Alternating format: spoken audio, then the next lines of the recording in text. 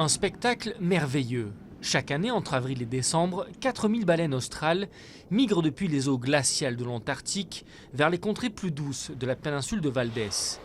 Ces mammifères prestigieux viennent ici pour se reproduire et mettre bas, avant de retourner en Antarctique et trouver leur nourriture de base, des petites crevettes appelées krill.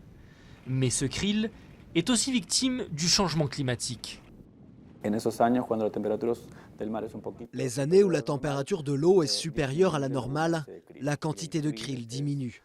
Le krill est l'une des sources d'alimentation principales pour les baleines. Après les années lorsqu'il y a eu moins de krill, nous enregistrons un nombre plus faible de bébés baleines et il est aussi possible que cela affecte la survie des nouveau-nés. Tout est lié. Ce qui se passe en Antarctique avec la production de krill affecte les baleines que nous voyons dans la péninsule de Valdès, à des milliers de kilomètres. La population de baleines dans le monde se porte bien. Une augmentation stable de 5 à 7% par an, après avoir quasiment disparu au début du siècle dernier à cause de la chasse. Mais l'équilibre reste fragile et une forte mortalité a été enregistrée dans la péninsule au cours des dernières années, surtout chez les baleineaux. La faute aux goélands. Les goélands dominicains ont appris à se nourrir de la peau et de la graisse des baleines. Cela crée beaucoup de stress pour les baleines et change leur comportement, car cela les force à se déplacer plus rapidement.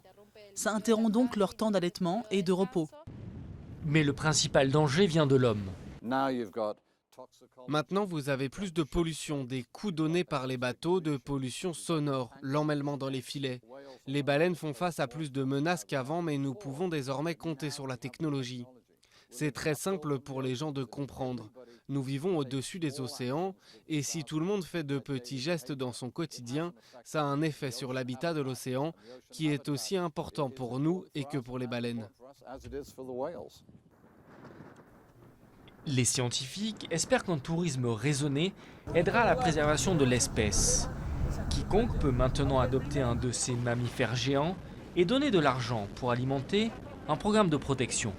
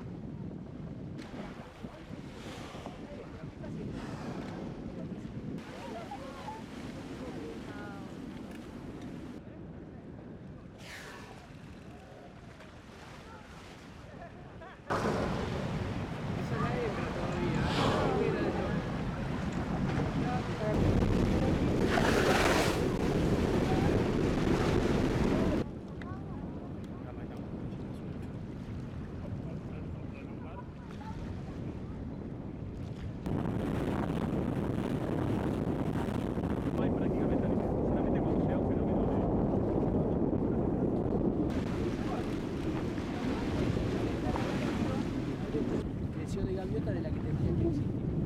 No es un problema de la gaviota,